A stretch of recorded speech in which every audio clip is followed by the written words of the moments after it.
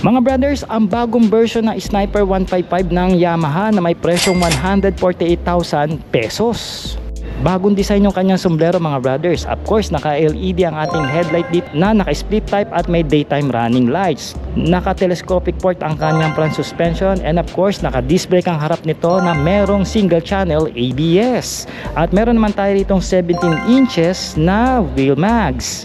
Digital ang kanyang meter panel na may mga basic indicators. Naka-wireless key na rin ito kaya wala na tayong hassle.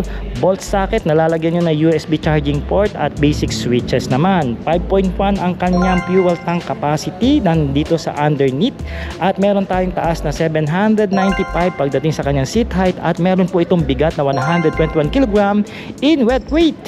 Dito sa likod, what we have here is a monoshock pagdating sa kanyang suspension. 17 inches naman ang kanyang gulong din dito na 120/70. Of course, both na gulong is gumagamit po na tubeless na goma branded by RIC.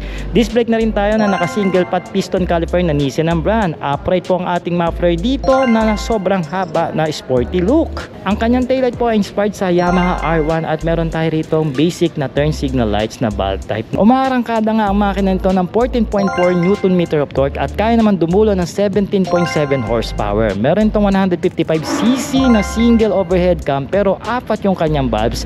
Merong 6 na cambio na merong sleeper clutch na assist na features, and of course naka BBA ito at naka liquid cooled ang kanyang makina dahil po mataas ang working temperature ng makina na umaabot ng 10.6:1.